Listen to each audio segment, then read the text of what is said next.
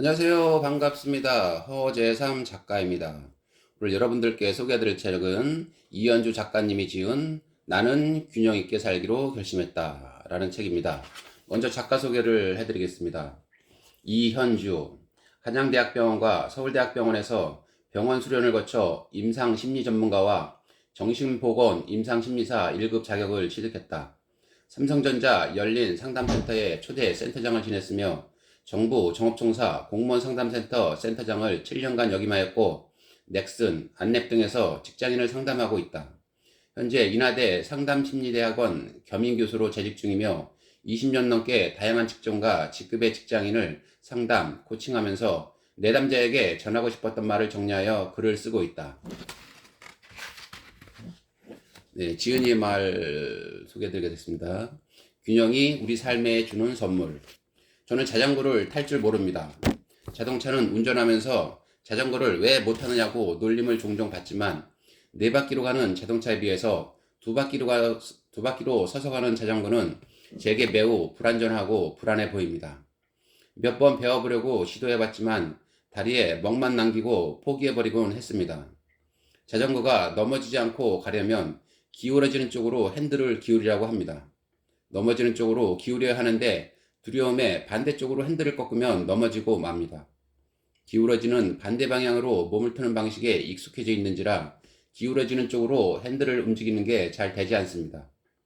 가르쳐주는 사람이 뒤에서 방향을 틀라고 소리를 질러도 잘 들리지 않고 두려운 마음이 커져서 익숙한 습관이 더 먼저 튀어나옵니다. 삶도 자전거 타기와 닮은 점이 있습니다. 자전거가 쓰러지지 않도록 몸을 조금씩 기울여 균형을 잡아가는 것처럼 삶도 상황에 맞게 중심점을 조금씩 옮겨가며 균형을 유지해야 쓰러지지 않을 수 있습니다. 제가 자전거를 타지 못하고 넘어지는 것은 몸에 익었던 습관대로 움직여서 다시 균형을 잡는 것을 실패하기 때문입니다.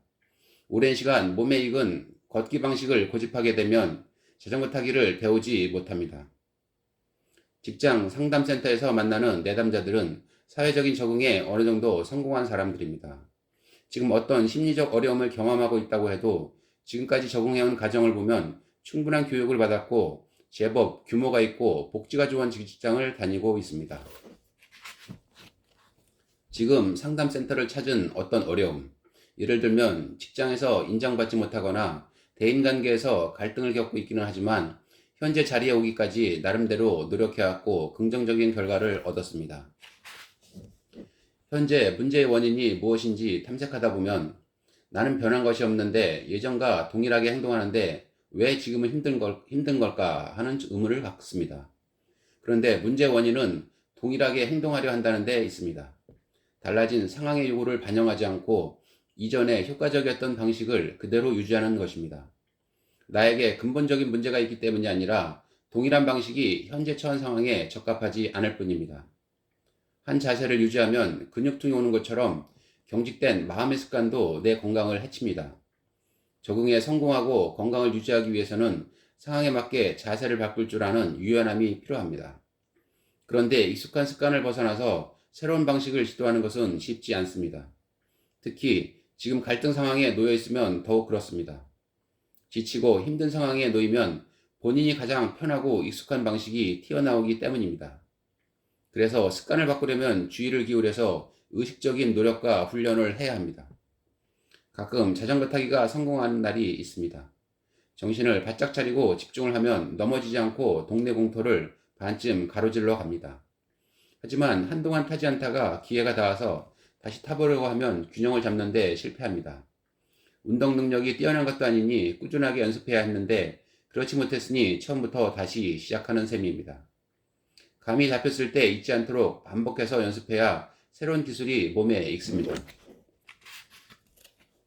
처음엔 어색하지만 횟수를 반복할수록 새로운 방식은 몸에 익어서 자연스러워집니다. 몸에 충분히 익게 되면 삶의 장면에 사용할 수 있는 새로운 기술이 하나 추가되는 셈입니다. 오랫동안 여러 내담자들을 만나면서 한 번쯤 균형을 잡아가는 것이 왜 중요한지에 대해서 이야기해보고 싶었습니다. 상황과 역할은 계속 변화하며 거기에 맞추어 균형을 유지해가야 안정적으로 삶을 운영해갈 수 있습니다. 삶의 변화에 자신을 맞춰나가는 도전을 맞이했던 사례를 통해 일상에서 균형의 재조정이 필요한 시점에 대해서 살펴보려고 합니다. 이 책을 통해 지금까지 중요하게 여겨왔던 가치를 인정하면서 동시에 그것들의 상대적 비중을 유연하게 조절하는 데 관심을 가졌으면 합니다. 네, 목차를 보겠습니다. 1장, 마음이 보내는 알람, 균형을 맞출 시간입니다. 2장, 삶의 균형이 깨질 때 무슨 일이 벌어질까요? 3장, 내 삶의 가치 안에서 균형 찾아가기. 4장, 균형 맞추기, 균형을 찾아가는 중입니다. 네, 그럼 본문으로 들어가 보겠습니다. 자꾸 일이 꼬일 때 왜 예전의 방법이 안 통할까요? 주말과 야근 근무를 하면서도 주어진 업무를 군술 없이 다 해내던 A씨는 갑자기 심장이 뛰어서 출근할 수가 없게 되었습니다. 정신과 의사는 번아웃 증후군이라고 진단했고 불안 증상을 진정시키는 약을 처방했습니다. 그는 지금까지 미련하게 일했던 자신을 원망하고 놀 줄 모르는 자신이 잘못 산 것 같다며 지난 시절을 후회했습니다. 하지만 성실하고 책임감 있는 태도는 결코 그릇된 것이 아니고 가치가 없는 것이 아닙니다. 자신의 모습을 원망하고 폄훼하는 것은 지금의 나를 더 괴롭게 만들 뿐입니다. 몸과 마음이 지쳐서 쓰러질 때까지 그 경고 신호를 알아차리지 못하고 그 방법을 우직하게 몰아붙였던 것이 병을 만들었을 것입니다.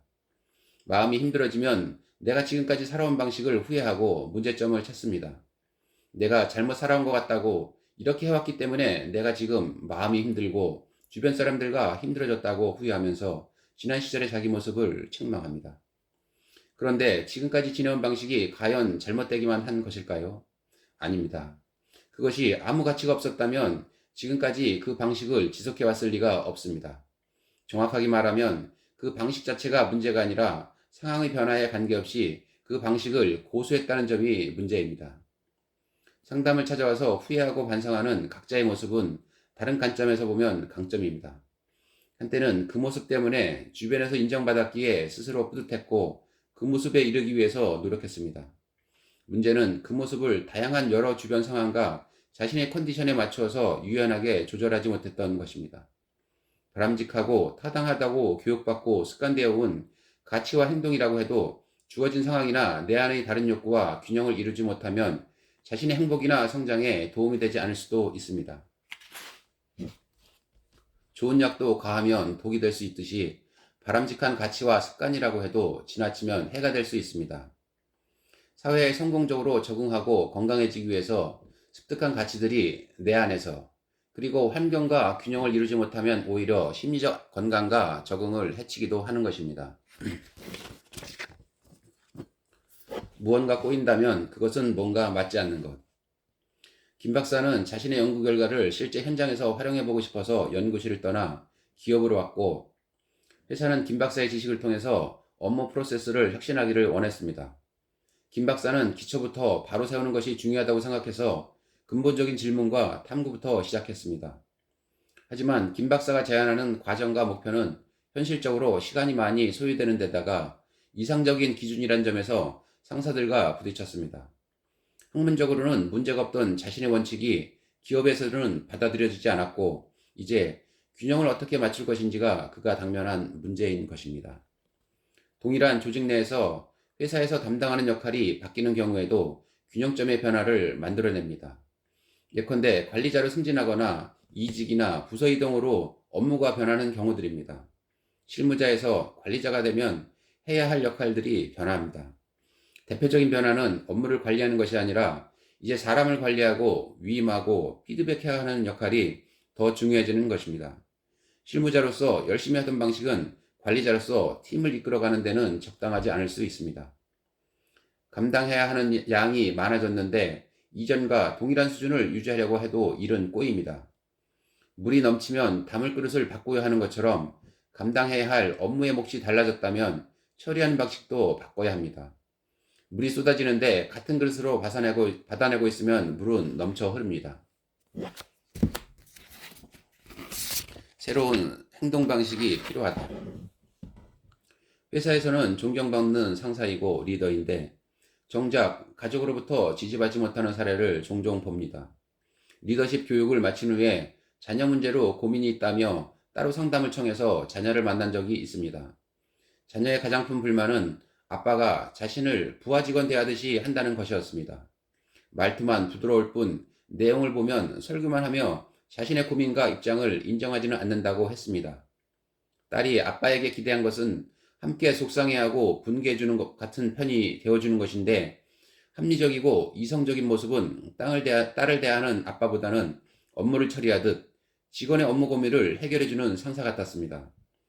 부드러운 어조로 합리적인 조언을 해주는 모습은 상사로서는 바람직한 모습이지만 사춘기 자녀를 대하는 아빠로서는 충분하지 않은 것입니다. 새로운 역할을 맡아 행동하게 될 때 이전에 하던 행동 방식이 그대로 받아들여질 수도 있고 그렇지 않을 수도 있습니다. 상대방의 특성에 따라서도 다를 수 있습니다. 예컨대 직장에서 업무로 만났지만 학교 후배나 친구처럼 사적인 부분을 공유하고 좋아하는 것에 대해 긍정적으로 받아들인 사람도 있고 그렇지 않은 사람도 있습니다. 90년대생과 소통의 어려움에 대해 이야기하며 우리 때는 이렇게 말하는 것이 문제가 되지 않았는데 왜 요즘 젊은 사람들은 까다롭게 구나요? 라고들 합니다. 하지만 이전 관계에서 문제가 없었다고 해서 모든 관계에서 적절함을 보장하지는 않습니다. 개인마다 성향이 다르고 살아온 방식이 다르고 관계 방식도 다르기 때문입니다. 우리는 살아가면서 여러 역할을 맡습니다. 성인이 되어 사회인이 되고 새로운 가족도 꾸리게 된다면 한 개인이 맡는 역할은 여러 개가 됩니다. 역할이 여러 개라고 해도 나의 원래 모습이 어떻게든 배어있겠지만 어떻게 비중을 조절할 것인가는 역할에 따라 대상에 따라 다릅니다. 가족과 같은 좀 더 지적이고 친밀감을 요구하는 관계에서는 업무나 친구 관계와는 다른 기대가 있습니다. 결혼 전에는 혹은 부모가 되기 전에는 관계에서 갈등이 생긴 적이 별로 없었는데 이전에는 나더러 문제라고 하지 않았는데 나는 변한 것이 없는데 갈등이 깊어진다면 새로운 역할에 맞는 균형을 다시 찾아야 할 때인 것 같습니다. 일상의 편안함이 무료하고 지루하다면 직장에서 그리고 가정에서 적응하고 해내야 할 업무와 역할이 많으면 거기에 따라가느라 정신이 없습니다. 정신없이 바쁘다가 한숨 돌리고 나면 이제 내 안에 돌보지 못했던 여러 욕구들이 제 목소리를 내기 시작합니다. 내가 제대로 살고 있는 걸까요? 균형을 깨트리는 스트레스는 반드시 부정적인 사건만을 의미하지 않습니다. 긍정적이거나 부정적이거나 삶의 모든 변화는 우리에게 긴장감을 줍니다. 일이 많아지는 것도 균형을 깨트리는 것처럼 늘 있는 자극들이 사라지는 것도 마찬가지로 이미 이루고 있던 균형을 깨트립니다. 새로운 환경에 놓이면 거기에 적응하기 위해서 가지고 있는 에너지들이 집중됩니다. 신입사원이라면 업무 파악은 물론이고 새로운 사람들과 친분을 만들고 회사 분위기에도 익숙해져야 합니다. 보통 1년 정도는 사회인이라는 역할에 적응하느라 긴장 속에서 지냅니다. 경험하는 대부분의 사건이 새롭고 성취감과 좌절감, 즐거움과 짜증 등 다양하고 생생한 감정을 겪습니다. 적응기가 지나서 안정기에 들어서면 이전보다 더 적은 에너지를 들여도 주어진 업무와 생활을 해낼 수 있고 여유와 안정으로 다가옵니다. 그 안정감이 지속되면서 남아도는 에너지들을 쓰일 곳을 찾지 못할 때 생활은 재미가 없고 무료하게 느껴집니다. 흔히 이 시기가 3년차 즈음에 찾아오고 직장인 사춘기라고도 부르는 것입니다. 한동안 공공기관을 비롯한 기업들이 지방도시로 이주하면서 많은 직장인들이 직장을 따라 거주지를 옮겨야 했습니다. 지방으로 이전한 공공기관의 3단 기관에는 한두 달이 지난 후에 무기력함으로 상담을 찾는 사례가 많았습니다. 이들의 무기력함은 상당 부분 늘어난 여유 시간에서 오는 무료함과 관련이 있었습니다. 출퇴근 시간에 교통체증도 사라졌고 가족 친지나 친구들과 떨어져 있다 보니 만나고 챙겨야 할 사람들도 줄었습니다. 가정 있는 사람은 온전히 내 가정에 집중할 수 있게 되었고 싱글인 사람은 나만의 시간에 집중할 수 있는 시간 여유가 생긴 것입니다. 처음에는 쫓기지 않는 여유를 즐기면서 누렸는데 한 달 정도 시간이 지나니 무언가 허전하고 스스로가 무기력하게 느껴지는 것입니다. 제주로 이전한 기업에서 근무하는 직장인들도 마찬가지였습니다. 제주는 멋진 풍경과 즐길 수 있는 거리들이 공공기관이 이전한 어느 지방 소도시에 비해서 훨씬 많지만 여행지의 풍경이 생활이 되면 여행자로서 가졌던 설렘은 사라집니다. 닥친 일들을 처리하고 해내느라 바쁠 때는 잠시 찾아오는 여유가 반갑지만 그 여유로움이 생활이 된다면 그 시간을 다르게 보내고 싶은 마음이 듭니다. 말하자면 그동안 일상에 치여서 미루어 두었던 생각하지 못했던 욕구들이 떠오릅니다. 업무에 적응하느라 생각하지 못했던 나를 위한 시간들, 발전과 성장을 향한 욕구, 아이를 돌보느라 나누지 못했던 부부간의 친밀감 등이 중요하게 다가옵니다. 일상이 심심하고 지루해졌다면 그것은 지금 균형을 점검하라는 중요한 알람입니다. 변화가 없는 것 같지만 높은 긴장 속에서 지내다가 긴장 수준이 낮아졌고 시간이 이전보다 여유로워졌습니다. 변화에도 불구하고 평소와 같은 패턴으로 지내면 심심합니다. 이제 새롭게 만들어진 나의 심리적, 시간적 여유를 다룰 수 있는 기술을 개발해야 할 때입니다. 1장의 핵심 메시지. 나는 그대로인데 결과가 꼬인다면 환경의 변화를 살펴볼 필요가 있습니다. 어떤 환경에서는 효과적이던 방식이 다른 환경에서는 그렇지 않을 수 있기 때문입니다. 좋은 약도 과하면 독이 될 수 있듯이 바람직한 가치와 습관이라고 해도 지나치면 해가 될 수 있습니다. 업무 장면에서는 최선의 답보다는 주어진 시간 안에 낼 수 있는 최적의 방안을 찾아서 성과를 만들어내는 것이 더 중요합니다. 효과적이고 성공적이었던 방식이 더 이상 그렇지 않다면 균형의 조정이 필요함을 알려주는 신호입니다. 어떤 관계는 원만하게 지내는데 어떤 관계는 갈등이 생기고 내가 의도하지 않은 부정적인 모습으로까지 오해를 받는다면 균형을 맞춰야 한다는 신호입니다. 이전 관계에서 문제가 없었다고 해서 모든 관계에서 적절함을 보장하지는 않습니다. 개인마다 성향이 다르고 살아온 방식이 다르고 관계 방식도 다르기 때문입니다. 균형을 깨트리는 스트레스는 반드시 부정적인 사건만을 의미하지 않습니다. 긍정적이거나 부정적이거나 삶의 모든 변화는 우리에게 긴장감을 줍니다. 일상이 심심하고 지루해졌다면 이것은 지금 균형을 점검하라는 중요한 알람입니다. 평상심을 찾기 위해서는 예기치 않은 변화가 만들어낸 감정을 다루어야 하고 안정된 상황에서 중요하게 여기던 가치나 일의 우선순위와 비중도 달라져야 합니다. 예기치 않은 변화는 비상사태이고 비상사태에는 그에 상응하는 대비책이 필요합니다. 익숙함의 유혹. 지금 불편함이 있다고 해도 이를 무시하고 현재를 유지하게 하는 가장 큰 유혹은 익숙함입니다. 익숙한 습관은 우리의 인지적 자원을 훨씬 덜 사용합니다. 익숙해진 방식은 의식적인 노력을 기울이지 않아도 자동적으로 몸이 움직이고 늘 하던 일은 크게 집중을 하지 않고 다른 생각을 하면서도 동시에 처리할 수 있습니다. 에너지가 덜 드는 일이라서 심리적으로 긴장하지 않아도 되고 결과에 대해 대략 예측도 가능합니다. 긴장도가 낮아 마음의 여유가 있고 결과에 대한 예상으로 통제감도 가질 수는 있으니 굳이 익숙함을 버리고 긴장감을 만들어내고 싶지 않은 때입니다. 제가 운전을 처음 배웠을 때 한강을 건너는 코스는 성수대교를 지나가는 방법이었습니다. 한강에는 다리가 수십 개 있고 출발지와 목적지 부근에 가까운 다리를 선택하면 되는 일인데 운전도 서툴고 길도 서툰 그 시절에 저는 한강을 건너야 한다고 하면 우선 성수대교로 향했습니다. 어디서 출발하든 어디로 향하든지 성수대교를 통해 강 넘어 동네로 갔습니다. 마음 한편에서는 먼 길을 돌아가는 어리석은 짓이라는 생각은 있었지만 낯선 길을 통해 가다가 혹시라도 길을 잃거나 운전하기 어려운 길이 나올지도 모르는 일이니 설사 한참 시간이 더 걸리더라도 익숙한 길로 가는 것이 마음이 편했습니다. 마음이 편하다고 해서 그 방식이 최적임을 의미하는 것은 아닙니다. 익숙함이 주는 편안함을 얻는 대신에 길 위에서 더 많은 시간을 보내야 하고 새로운 길을 배울 기회도 갖지 못했으니 말입니다. 익숙함이 주는 유혹으로 문제 해결이 지연되는 경우는 심리학 실험에서도 찾아볼 수 있습니다. 두 줄 실험이라는 것이 있는데 닿지 않는 두 줄을 묶는 것이 과제입니다. 즉, 양끝이 서로 닿지 않는 두 줄이 천정에 길게 매달려 있고 두 줄은 양팔로 동시에 잡아야 하는 간격으로 떨어져 있습니다. 활용할 수 있는 도구로 한 집단은 가위를 주고 다른 집단에는 망치를 준 후 두 줄을 이어묶는 과제를 줍니다. 과제를 해결하는 정답은 주어진 도구의 한쪽에 줄 하나를 묶어서 반동을 이용해 다른 쪽 줄에 닿도록 하는 것입니다. 망치나 가위 모두 줄을 묶어서 반동을 이용하기에는 무리가 없으나 망치를 받은 집단에 비해서 과외를 받은 집단은 문제를 해결하는 데 훨씬 더 많은 시간이 걸립니다.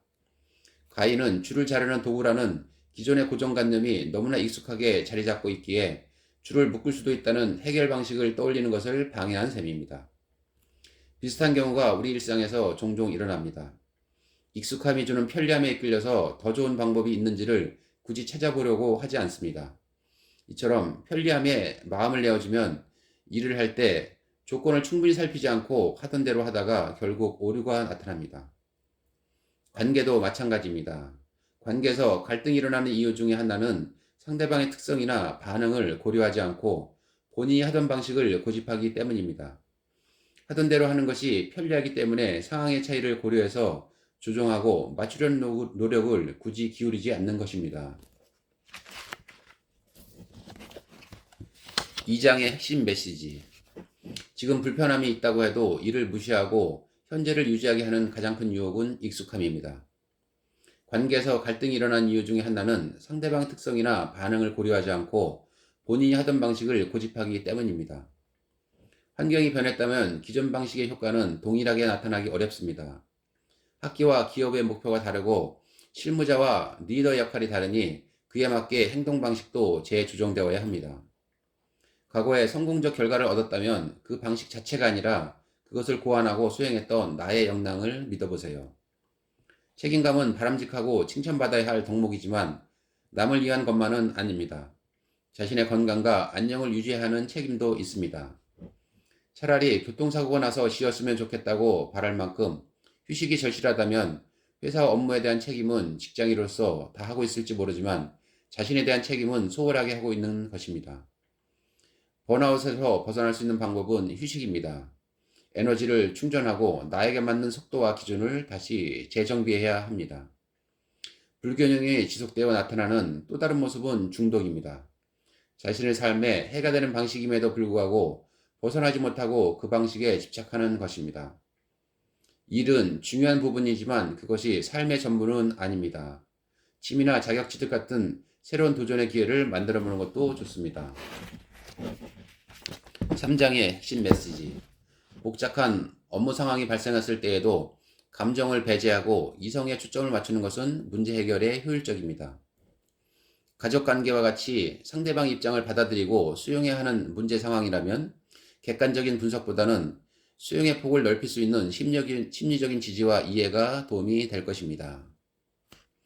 네, 오늘 책 소개는 여기까지 마치고요. 여러분들 이 책을 구입해서 한번 읽어보시기 바랍니다. 여러분들 삶에 사는 데 있어서 많은 도움이 될 것이라고 생각됩니다. 네, 저는 그럼 다음 시간에 더 좋은 책으로 여러분들께 찾아뵙도록 하겠습니다. 네, 감사합니다.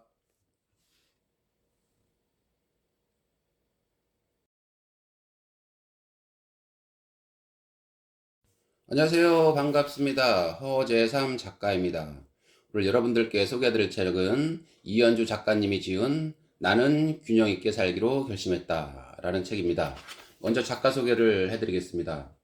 이현주, 한양대학병원과 서울대학병원에서 병원 수련을 거쳐 임상심리 전문가와 정신보건 임상심리사 1급 자격을 취득했다. 삼성전자 열린 상담센터의 초대 센터장을 지냈으며 정부 종합청사 공무원 상담센터 센터장을 7년간 역임하였고 넥슨, 안랩 등에서 직장인을 상담하고 있다. 현재 인하대 상담심리대학원 겸임교수로 재직 중이며 20년 넘게 다양한 직종과 직급의 직장인을 상담, 코칭하면서 내담자에게 전하고 싶었던 말을 정리하여 글을 쓰고 있다. 네, 지은이의 말 소개해드리겠습니다.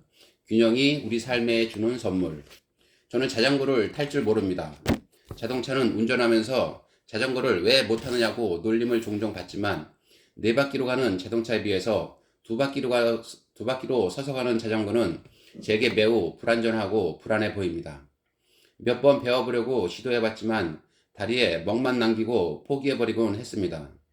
자전거가 넘어지지 않고 가려면 기울어지는 쪽으로 핸들을 기울이라고 합니다. 넘어지는 쪽으로 기울여야 하는데 두려움에 반대쪽으로 핸들을 꺾으면 넘어지고 맙니다. 기울어지는 반대 방향으로 몸을 트는 방식에 익숙해져 있는지라 기울어지는 쪽으로 핸들을 움직이는 게 잘 되지 않습니다. 가르쳐주는 사람이 뒤에서 방향을 틀라고 소리를 질러도 잘 들리지 않고 두려운 마음이 커져서 익숙한 습관이 더 먼저 튀어나옵니다. 삶도 자전거 타기와 닮은 점이 있습니다. 자전거가 쓰러지지 않도록 몸을 조금씩 기울여 균형을 잡아가는 것처럼 삶도 상황에 맞게 중심점을 조금씩 옮겨가며 균형을 유지해야 쓰러지지 않을 수 있습니다. 제가 자전거를 타지 못하고 넘어지는 것은 몸에 익었던 습관대로 움직여서 다시 균형을 잡는 것을 실패하기 때문입니다. 오랜 시간 몸에 익은 걷기 방식을 고집하게 되면 자전거 타기를 배우지 못합니다. 직장 상담센터에서 만나는 내담자들은 사회적인 적응에 어느 정도 성공한 사람들입니다. 지금 어떤 심리적 어려움을 경험하고 있다고 해도 지금까지 적응해온 과정을 보면 충분한 교육을 받았고 제법 규모가 있고 복지가 좋은 직장을 다니고 있습니다. 지금 상담센터를 찾은 어떤 어려움, 예를 들면 직장에서 인정받지 못하거나 대인관계에서 갈등을 겪고 있기는 하지만 현재 자리에 오기까지 나름대로 노력해왔고 긍정적인 결과를 얻었습니다. 현재 문제의 원인이 무엇인지 탐색하다 보면 나는 변한 것이 없는데 예전과 동일하게 행동하는데 왜 지금은 힘든 걸까 하는 의문을 갖습니다. 그런데 문제의 원인은 동일하게 행동하려 한다는 데 있습니다. 달라진 상황의 요구를 반영하지 않고 이전에 효과적이었던 방식을 그대로 유지하는 것입니다. 나에게 근본적인 문제가 있기 때문이 아니라 동일한 방식이 현재 처한 상황에 적합하지 않을 뿐입니다. 한 자세를 유지하면 근육통이 오는 것처럼 경직된 마음의 습관도 내 건강을 해칩니다. 적응에 성공하고 건강을 유지하기 위해서는 상황에 맞게 자세를 바꿀 줄 아는 유연함이 필요합니다. 그런데 익숙한 습관을 벗어나서 새로운 방식을 시도하는 것은 쉽지 않습니다. 특히 지금 갈등 상황에 놓여 있으면 더욱 그렇습니다. 지치고 힘든 상황에 놓이면 본인이 가장 편하고 익숙한 방식이 튀어나오기 때문입니다. 그래서 습관을 바꾸려면 주의를 기울여서 의식적인 노력과 훈련을 해야 합니다. 가끔 자전거 타기가 성공하는 날이 있습니다. 정신을 바짝 차리고 집중을 하면 넘어지지 않고 동네 공터를 반쯤 가로질러 갑니다. 하지만 한동안 타지 않다가 기회가 닿아서 다시 타보려고 하면 균형을 잡는 데 실패합니다. 운동 능력이 뛰어난 것도 아니니 꾸준하게 연습해야 했는데 그렇지 못했으니 처음부터 다시 시작하는 셈입니다. 감이 잡혔을 때 잊지 않도록 반복해서 연습해야 새로운 기술이 몸에 익습니다. 처음엔 어색하지만 횟수를 반복할수록 새로운 방식은 몸에 익어서 자연스러워집니다. 몸에 충분히 익게 되면 삶의 장면에 사용할 수 있는 새로운 기술이 하나 추가되는 셈입니다. 오랫동안 여러 내담자들을 만나면서 한 번쯤 균형을 잡아가는 것이 왜 중요한지에 대해서 이야기해보고 싶었습니다. 상황과 역할은 계속 변화하며 거기에 맞추어 균형을 유지해가야 안정적으로 삶을 운영해갈 수 있습니다. 삶의 변화에 자신을 맞춰나가는 도전을 맞이했던 사례를 통해 일상에서 균형의 재조정이 필요한 시점에 대해서 살펴보려고 합니다. 이 책을 통해 지금까지 중요하게 여겼던 가치를 인정하면서 동시에 그것들의 상대적 비중을 유연하게 조절하는 데 관심을 가졌으면 합니다. 네, 목차를 보겠습니다. 1장, 마음이 보내는 알람, 균형을 맞출 시간입니다. 2장, 삶의 균형이 깨질 때 무슨 일이 벌어질까요? 3장, 내 삶의 가치 안에서 균형 찾아가기. 4장, 균형 맞추기, 균형을 찾아가는 중입니다. 네, 그럼 본문으로 들어가 보겠습니다. 자꾸 일이 꼬일 때 왜 예전의 방법이 안 통할까요? 주말과 야근 근무를 하면서도 주어진 업무를 군술 없이 다 해내던 A씨는 갑자기 심장이 뛰어서 출근할 수가 없게 되었습니다. 정신과 의사는 번아웃 증후군이라고 진단했고 불안 증상을 진정시키는 약을 처방했습니다. 그는 지금까지 미련하게 일했던 자신을 원망하고 놀 줄 모르는 자신이 잘못 산 것 같다며 지난 시절을 후회했습니다. 하지만 성실하고 책임감 있는 태도는 결코 그릇된 것이 아니고 가치가 없는 것이 아닙니다. 자신의 모습을 원망하고 폄훼하는 것은 지금의 나를 더 괴롭게 만들 뿐입니다. 몸과 마음이 지쳐서 쓰러질 때까지 그 경고 신호를 알아차리지 못하고 그 방법을 우직하게 몰아붙였던 것이 병을 만들었을 것입니다. 마음이 힘들어지면 내가 지금까지 살아온 방식을 후회하고 문제점을 찾습니다. 내가 잘못 살아온 것 같다고 이렇게 해왔기 때문에 내가 지금 마음이 힘들고 주변 사람들과 힘들어졌다고 후회하면서 지난 시절의 자기 모습을 책망합니다. 그런데 지금까지 지내온 방식이 과연 잘못되기만 한 것일까요? 아닙니다. 그것이 아무 가치가 없었다면 지금까지 그 방식을 지속해왔을 리가 없습니다. 정확하게 말하면 그 방식 자체가 문제가 아니라 상황의 변화에 관계없이 그 방식을 고수했다는 점이 문제입니다. 상담을 찾아와서 후회하고 반성하는 각자의 모습은 다른 관점에서 보면 강점입니다. 한때는 그 모습 때문에 주변에서 인정받았기에 스스로 뿌듯했고 그 모습에 이르기 위해서 노력했습니다. 문제는 그 모습을 다양한 여러 주변 상황과 자신의 컨디션에 맞추어서 유연하게 조절하지 못했던 것입니다. 바람직하고 타당하다고 교육받고 습관되어 온 가치와 행동이라고 해도 주어진 상황이나 내 안의 다른 욕구와 균형을 이루지 못하면 자신의 행복이나 성장에 도움이 되지 않을 수도 있습니다. 좋은 약도 과하면 독이 될 수 있듯이 바람직한 가치와 습관이라고 해도 지나치면 해가 될 수 있습니다. 사회에 성공적으로 적응하고 건강해지기 위해서 습득한 가치들이 내 안에서 그리고 환경과 균형을 이루지 못하면 오히려 심리적 건강과 적응을 해치기도 하는 것입니다. 무언가 꼬인다면 그것은 뭔가 맞지 않는 것. 김 박사는 자신의 연구 결과를 실제 현장에서 활용해보고 싶어서 연구실을 떠나 기업으로 왔고 회사는 김 박사의 지식을 통해서 업무 프로세스를 혁신하기를 원했습니다. 김 박사는 기초부터 바로 세우는 것이 중요하다고 생각해서 근본적인 질문과 탐구부터 시작했습니다. 하지만 김 박사가 제안하는 과정과 목표는 현실적으로 시간이 많이 소요되는 데다가 이상적인 기준이란 점에서 상사들과 부딪혔습니다. 학문적으로는 문제가 없던 자신의 원칙이 기업에서는 받아들여지지 않았고 이제 균형을 어떻게 맞출 것인지가 그가 당면한 문제인 것입니다. 동일한 조직 내에서 회사에서 담당하는 역할이 바뀌는 경우에도 균형점의 변화를 만들어냅니다. 예컨대 관리자로 승진하거나 이직이나 부서 이동으로 업무가 변하는 경우들입니다. 실무자에서 관리자가 되면 해야 할 역할들이 변합니다. 대표적인 변화는 업무를 관리하는 것이 아니라 이제 사람을 관리하고 위임하고 피드백해야 하는 역할이 더 중요해지는 것입니다. 실무자로서 열심히 하던 방식은 관리자로서 팀을 이끌어가는 데는 적당하지 않을 수 있습니다.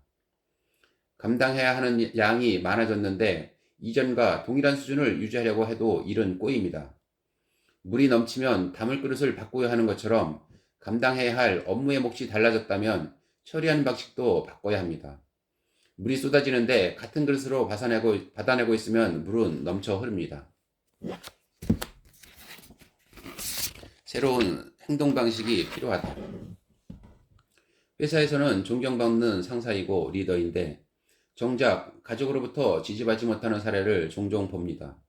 리더십 교육을 마친 후에 자녀 문제로 고민이 있다며 따로 상담을 청해서 자녀를 만난 적이 있습니다. 자녀의 가장 큰 불만은 아빠가 자신을 부하 직원 대하듯이 한다는 것이었습니다. 말투만 부드러울 뿐 내용을 보면 설교만 하며 자신의 고민과 입장을 인정하지는 않는다고 했습니다. 딸이 아빠에게 기대한 것은 함께 속상해하고 분개해주는 것 같은 편이 되어주는 것인데 합리적이고 이성적인 모습은 딸을 대하는 아빠보다는 업무를 처리하듯 직원의 업무 고민을 해결해주는 상사 같았습니다. 부드러운 어조로 합리적인 조언을 해주는 모습은 상사로서는 바람직한 모습이지만 사춘기 자녀를 대하는 아빠로서는 충분하지 않은 것입니다. 새로운 역할을 맡아 행동하게 될 때 이전에 하던 행동 방식이 그대로 받아들여질 수도 있고 그렇지 않을 수도 있습니다. 상대방의 특성에 따라서도 다를 수 있습니다. 예컨대 직장에서 업무로 만났지만 학교 후배나 친구처럼 사적인 부분을 공유하고 좋아하는 것에 대해 긍정적으로 받아들인 사람도 있고 그렇지 않은 사람도 있습니다. 90년대생과 소통의 어려움에 대해 이야기하며 우리 때는 이렇게 말하는 것이 문제가 되지 않았는데 왜 요즘 젊은 사람들은 까다롭게 구나요? 라고들 합니다. 하지만 이전 관계에서 문제가 없었다고 해서 모든 관계에서 적절함을 보장하지는 않습니다. 개인마다 성향이 다르고 살아온 방식이 다르고 관계 방식도 다르기 때문입니다. 우리는 살아가면서 여러 역할을 맡습니다. 성인이 되어 사회인이 되고 새로운 가족도 꾸리게 된다면 한 개인이 맡는 역할은 여러 개가 됩니다. 역할이 여러 개라고 해도 나의 원래 모습이 어떻게든 배어 있겠지만 어떻게 비중을 조절할 것인가는 역할에 따라, 대상에 따라 다릅니다. 가족과 같은 좀 더 지적이고 친밀감을 요구하는 관계에서는 업무나 친구 관계와는 다른 기대가 있습니다. 결혼 전에는 혹은 부모가 되기 전에는 관계에서 갈등이 생긴 적이 별로 없었는데, 이전에는 나더러 문제라고 하지 않았는데 나는 변한 것이 없는데 갈등이 깊어진다면 새로운 역할에 맞는 균형을 다시 찾아야 할 때인 것 같습니다. 일상의 편안함이 무료하고 지루하다면, 직장에서 그리고 가정에서 적응하고 해내야 할 업무와 역할이 많으면 거기에 따라가느라 정신이 없습니다. 정신없이 바쁘다가 한숨 돌리고 나면 이제 내 안에 돌보지 못했던 여러 욕구들이 제 목소리를 내기 시작합니다. 내가 제대로 살고 있는 걸까요? 균형을 깨트리는 스트레스는 반드시 부정적인 사건만을 의미하지 않습니다. 긍정적이거나 부정적이거나 삶의 모든 변화는 우리에게 긴장감을 줍니다. 일이 많아지는 것도 균형을 깨트리는 것처럼 늘 있는 자극들이 사라지는 것도 마찬가지로 이미 이루고 있던 균형을 깨트립니다.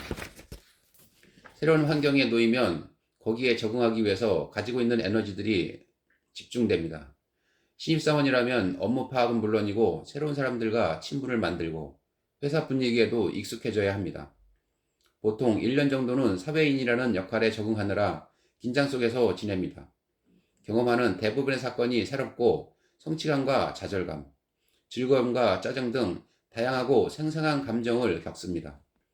적응기가 지나서 안정기에 들어서면 이전보다 더 적은 에너지를 들여도 주어진 업무와 생활을 해낼 수 있고 여유와 안정으로 다가옵니다.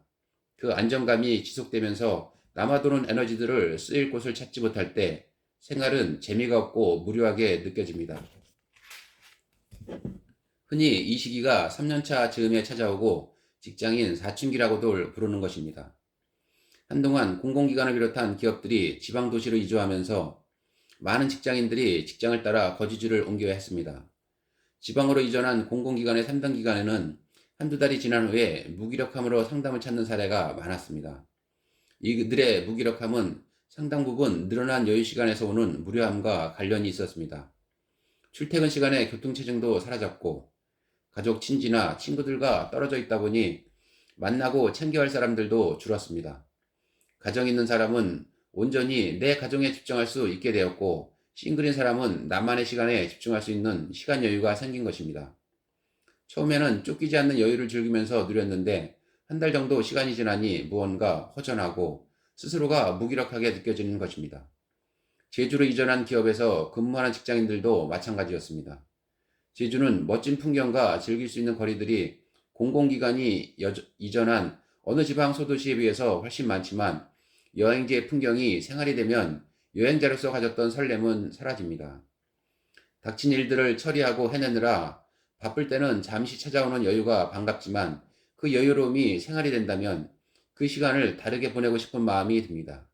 말하자면 그동안 일상에 치여서 미루어 두었던 생각하지 못했던 욕구들이 떠오릅니다. 업무에 적응하느라 생각하지 못했던 나를 위한 시간들, 발전과 성장을 향한 욕구, 아이를 돌보느라 나누지 못했던 부부간의 친밀감 등이 중요하게 다가옵니다. 일상이 심심하고 지루해졌다면 그것은 지금 균형을 점검하라는 중요한 알람입니다. 변화가 없는 것 같지만 높은 긴장 속에서 지내다가 긴장 수준이 낮아졌고 시간이 이전보다 여유로워졌습니다. 변화에도 불구하고 평소와 같은 패턴으로 지내면 심심합니다. 이제 새롭게 만들어진 나의 심리적, 시간적 여유를 다룰 수 있는 기술을 개발해야 할 때입니다. 일장의 핵심 메시지. 나는 그대로인데 결과가 꼬인다면 환경의 변화를 살펴볼 필요가 있습니다. 어떤 환경에서는 효과적이던 방식이 다른 환경에서는 그렇지 않을 수 있기 때문입니다. 좋은 약도 과하면 독이 될 수 있듯이 바람직한 가치와 습관이라고 해도 지나치면 해가 될 수 있습니다. 업무 장면에서는 최선의 답보다는 주어진 시간 안에 낼 수 있는 최적의 방안을 찾아서 성과를 만들어내는 것이 더 중요합니다. 효과적이고 성공적이었던 방식이 더 이상 그렇지 않다면 균형의 조정이 필요함을 알려주는 신호입니다. 어떤 관계는 원만하게 지내는데 어떤 관계는 갈등이 생기고 내가 의도하지 않은 부정적인 모습으로까지 오해를 받는다면 균형을 맞춰야 한다는 신호입니다. 이전 관계에서 문제가 없었다고 해서 모든 관계에서 적절함을 보장하지는 않습니다. 개인마다 성향이 다르고 살아온 방식이 다르고 관계 방식도 다르기 때문입니다. 균형을 깨트리는 스트레스는 반드시 부정적인 사건만을 의미하지 않습니다. 긍정적이거나 부정적이거나 삶의 모든 변화는 우리에게 긴장감을 줍니다.